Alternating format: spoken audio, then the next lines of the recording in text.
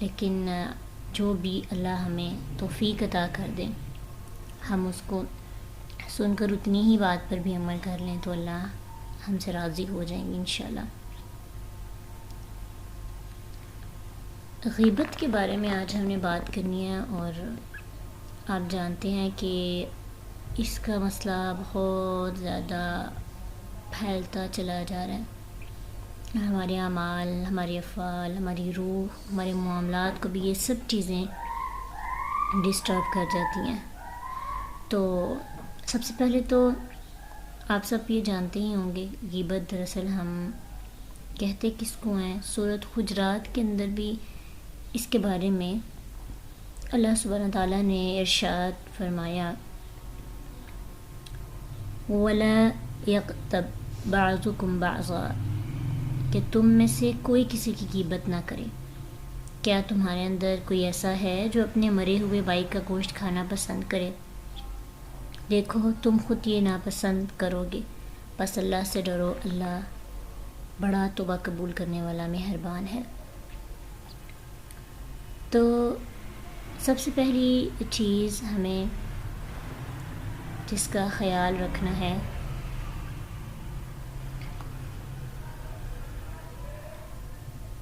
وہ اپنی معاملات کے اندر جو ہم گوسپس کرتے ہیں نا، اس کے اندر ہم نے دیکھنا ہے کہ ہم کیسی کیسی باتیں آپس میں کر رہے ہوتے ہیں اور ہمیں اندازہ بھی نہیں ہوتا کہ ہم اس سے کہیں نہ کہیں غیبت کی شاہیں نکل رہی ہیں۔ ابو ہریرہ رضی اللہ عنہ بیان کرتے ہیں کہ نبی صلی اللہ علیہ وسلم نے اپنے صحابہ سے ایک دن پوچھا تمہیں معلوم ہے کہ غیبت کیا ہے؟ تو انہوں نے جواب دیا اللہ اور اس کا رسول بہتر جانتے ہیں۔ تو آپ صلی اللہ علیہ وسلم نے اس پر ارشاد فرمایا کہ تم اپنے بھائی کا تذکرہ اس طرح کرو جو اسے ناپسند ہو۔ کسی نے پوچھا اللہ کے نبی جو بات میں اپنے بھائی کے بارے میں کر رہا ہوں اگر وہ اس کے اندر موجود ہو تو کیا پھر بھی غیبت ہے؟ کہا اگر اس کے اندر موجود ہے وہ بری بات یا برا فعل یا جو اسے سرزد ہو گیا تو یہ غیبت ہے، اگر نہیں موجود تو پھر یہ اس پر بہتان ہے۔ تو اس سے کیا ہوتا ہے؟ کسی بھی مسلمان کا اس انداز میں کسی دوسرے مسلمان کا تذکرہ کرنا جو اسے ناپسند ہو، جس سے اس کی تحقیر مقصود ہو، جس سے اس کو لیٹ ڈاؤن کرنا یا دوسرے کے سامنے اس کی بے عزتی کرنا یا دوسرے کے سامنے اس کو انسلٹ کرنا مقصود ہو، وہ کس چیز میں آ جاتا ہے؟ غیبت میں آ جاتا ہے۔ تو جو کہ بہت زیادہ کامن ہوتا جا رہا ہے، یعنی سامنے اسمائلنگ فیس کے ساتھ جانا، ہنستا مسکراتا چہرہ، اور پیچھے سے یوں سمجھیں کہ ایک ذرا بھی وہ پہلو جو ہم دوسروں کو دکھا رہے ہوتے ہیں وہ موجود نہ ہو۔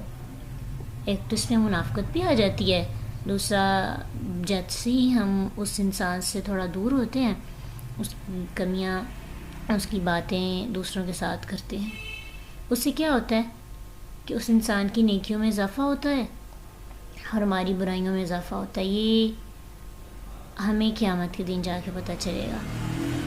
تو بات یہ سمجھ میں آئی کہ ہمارے ساتھ رہنے والے بہت سے لوگ ارد گرد رہتے ہیں، کو ہماری قریبی ہیں، ہمارے دور کے ہیں، جن کے ساتھ ہمارے یونیورسٹیز فیلو، کلاس فیلوز، ہماری کزنز، ہمارے ساتھ رہنے والے، ان کے اندر بہت سی ایسی باتیں ہوتی ہیں جو ان کے پوائنٹ آف ویو سے صحیح ہوتی ہیں، لیکن ہمارے پوائنٹ آف ویو سے وہ باتیں ان کے لیے صحیح نہیں ہوتی، یا ہم ان کو غلط انداز میں لیتے ہیں، یا ان کی نیت کو مشکوک نظروں سے دیکھتے ہیں، یا ان کے افعال کو اس طرح سے امپورٹنس نہیں دیتے جس طرح انہیں ملنی چاہیے، بلکہ اس کے اوپر مذاق کرنا، ہنسنا اور اس کو طنز طانے کے اندر لے کے آنا، یہ سب چیزیں موجود ہوتی ہیں۔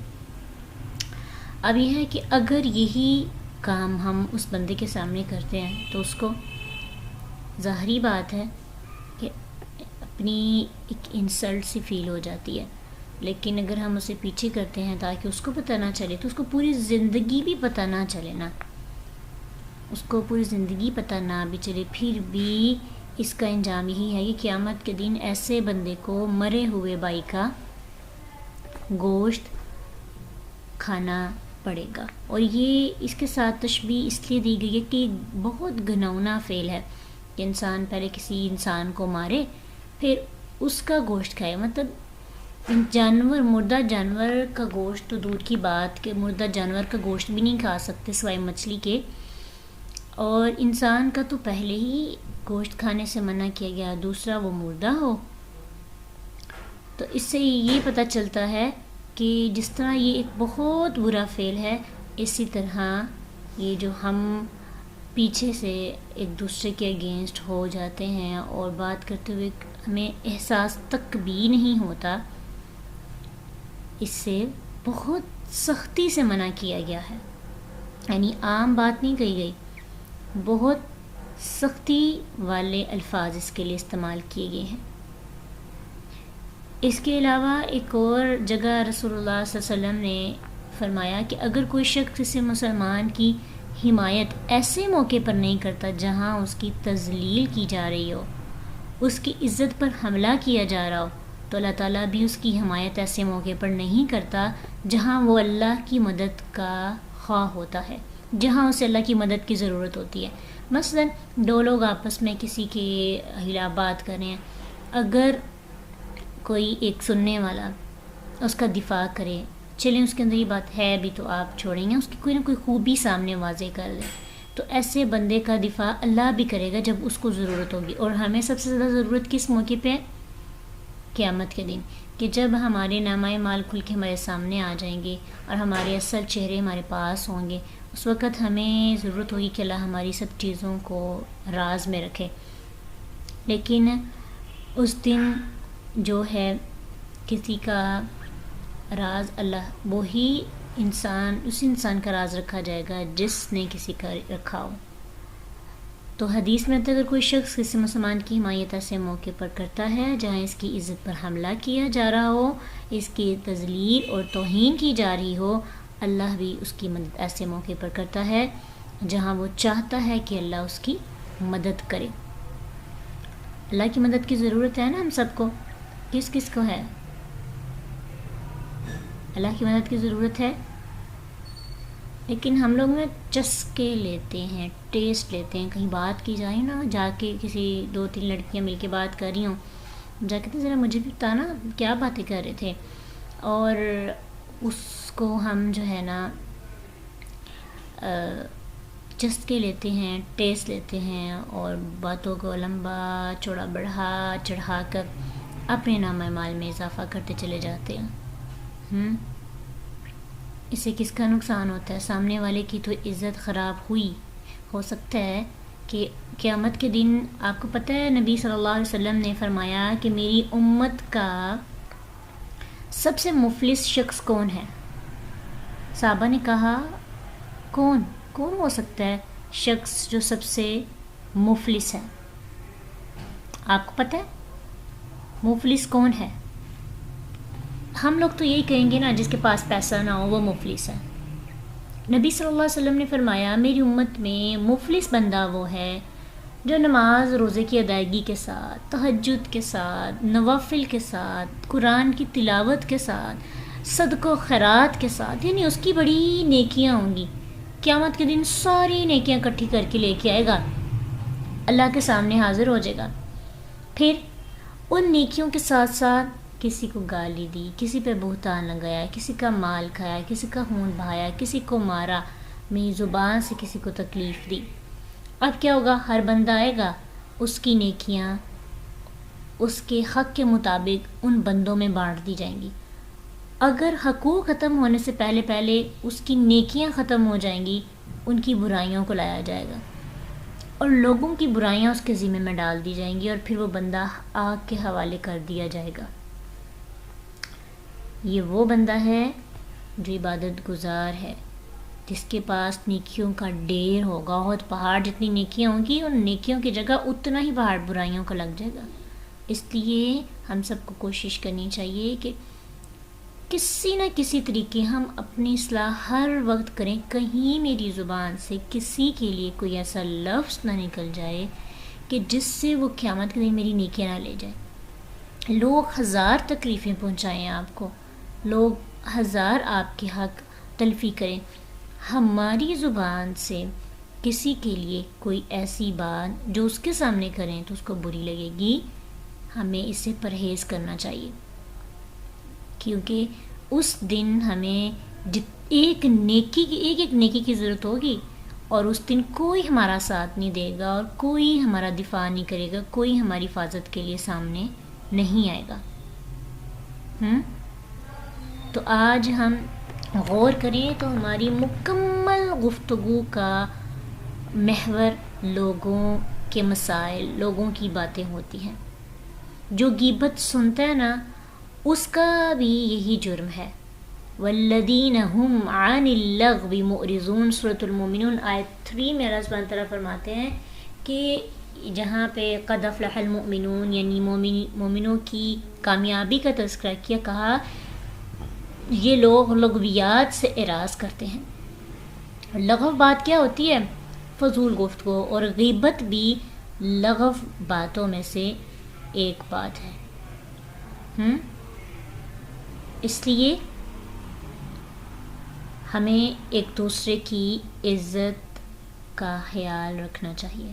ہماری زبانیں جو کچھ بولتی ہیں سب کچھ نوٹ ہو رہا ہے، سب کچھ لکھا جا رہا ہے، ایک ایک چیز کاؤنٹ ہو رہی ہے۔ تو جو بندہ اپنے بھائی کی عزت کی حفاظت نہیں کرتا، پھر گویا کہ اس نے پوری انسانیت کی حفاظت نہیں کی۔ اسلام میں مومن کی عزت کو بہت زیادہ اہمیت دی گئی ہے۔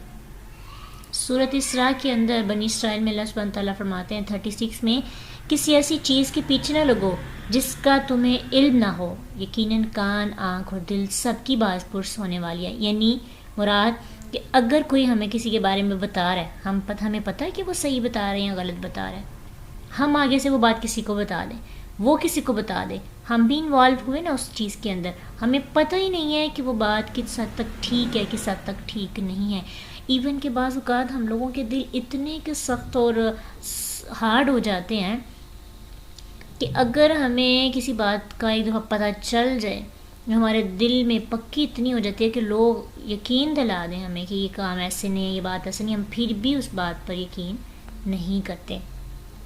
تو اس لحاظ سے اب دیکھیں کہ ہم رمضان میں کتنی عبادات کر رہے ہیں، کتنے محبت کے ساتھ روزے رکھ رہے ہیں، تلاوت بھی کر رہے ہیں، لیکن ان سب کو اگر ضائع کر دیا جائے، راکھ بن کر قیامت کے دن اٹھ جائیں، تو ہماری کیا کیفیت ہوگی، ہمارا کیا حال ہوگا۔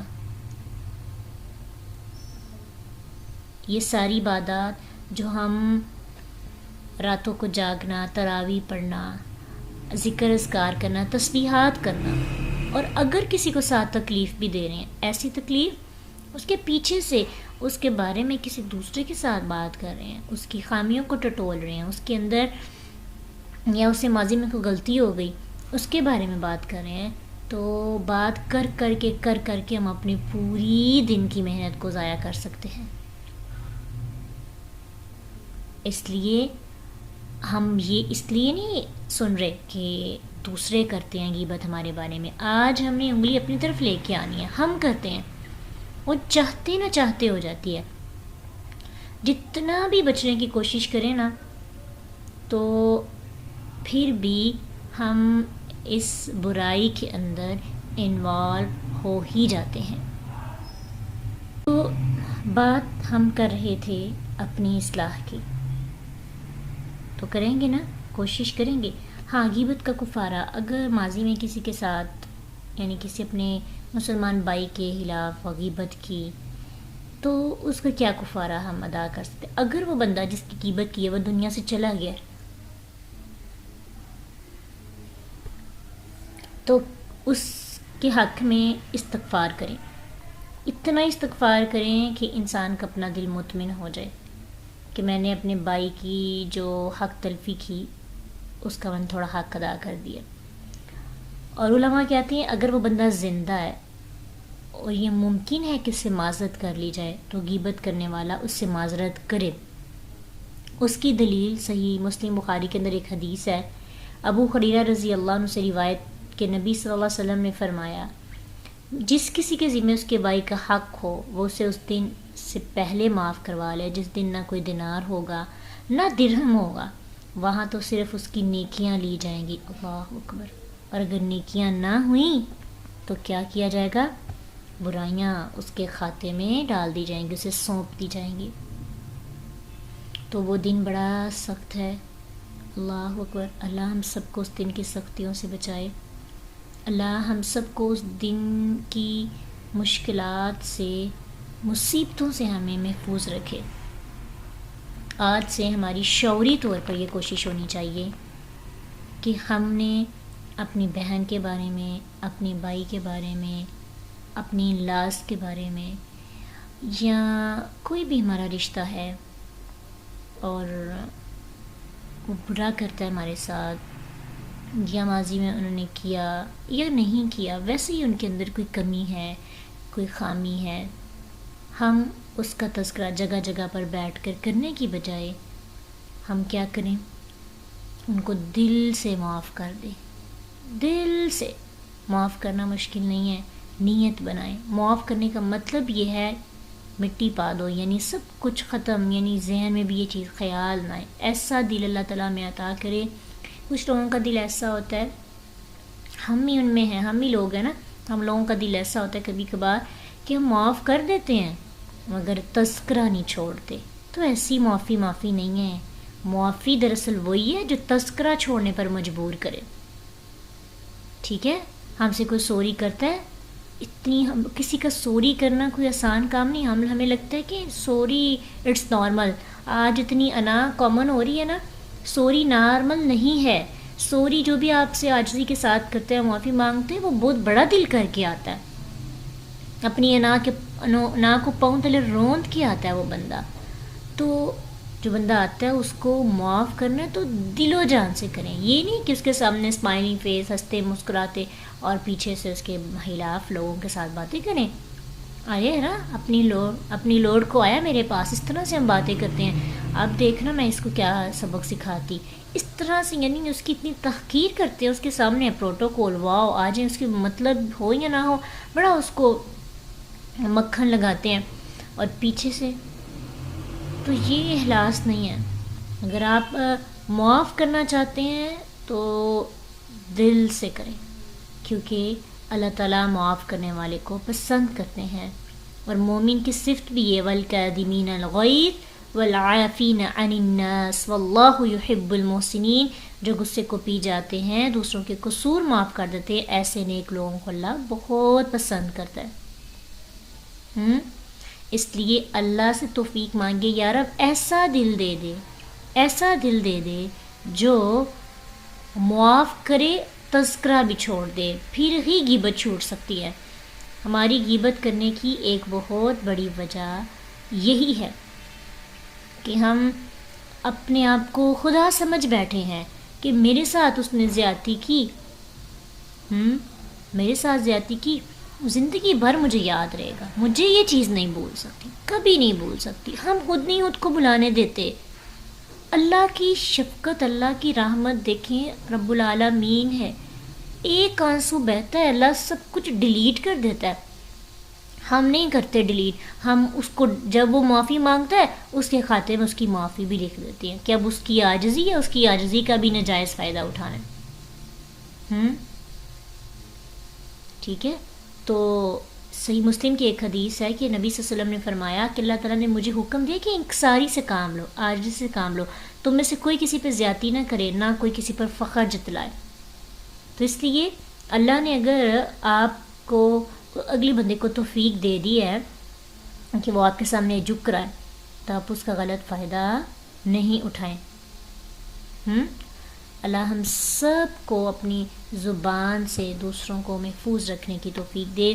اللہ، مسلمان وہ ہے جس کے ہاتھ سے، جس کے زبان کے شر سے دوسرے مسلمان محفوظ رہیں، اور آج ہم سب سے زیادہ مسلمان کو تکلیف دے رہے ہیں اپنی زبان سے۔ سامنے ہم بہت اچھے ہوتے ہیں، پیچھے سے ایسی زہریلی بات کر دیتے ہیں جس کے بارے میں سورۃ الہمزہ میں اللہ سبحانہ تعالیٰ فرماتے ہیں وَيْلٌ لِّكُلِّ ہُمَزَةٍ لُمَزَةٍ، ایسے لوگوں کے لیے ہلاکت ہے. ایسے لوگوں کے لیے کیا ہے؟ ہلاکت. اور آگے ان کا بہت برا انجام ہے کہ ان کو فی عمد ممددہ، تو ان کو ایسے ستونوں میں بند کیا جائے گا، لمبے لمبے ستون ہوں گے، بالکل پیکڈ ہوں گے، ان کی سانس بھی بحال نہیں ہوگی. جو لوگ لوگوں کے ساتھ لوگوں کے بارے میں ایسی باتیں کرتے ہیں جو چبھنے والی ہوتی ہیں، جو کانٹے کی طرح لوگوں کے دلوں لوگوں کو چبھتی ہیں، ان کی زندگی کو زہریلا بنا دیتے ہیں. بات ذہن سے نہیں نکلتی، اللہ سے دعا مانگیں، اللہ مجھے معاف کرنے کی توفیق عطا کر. اس لیے معاف کریں. رب العالمین کہتے ہیں کہ جس کو تم معاف کرو گے اس کے بدلے میں تمہیں معاف کر دوں گا. ہمارے گناہ کتنے ہیں؟ اللہ سے معافی تو چاہیے نا ہمیں. تو اللہ سے معافی کے لیے ہمیں لوگوں کو معاف کرنا ہوگا، اور اللہ ہمیں توفیق دے کہ ہم اپنے اندر یہ لے آئیں، اپنے اللہ سے صبر مانگیں، اللہ تعالیٰ سے برداشت کی کیفیت مانگیں، کیونکہ غیبت کرنے سے کوئی صحیح نہیں ہو سکتا. اگر ہو بھی کیا ہے تو غیبت کرنے سے کیا ہمیں سکون مل جائے گا؟ بلکہ ہم اپنی بے سکونی اکٹھی کر رہے ہیں. جب ہم دل و جان سے معاف کرتے ہیں نا تو ہمارا دل بڑا پیور ہو جاتا ہے اور عبادت کرنے میں مزہ بھی آتا ہے.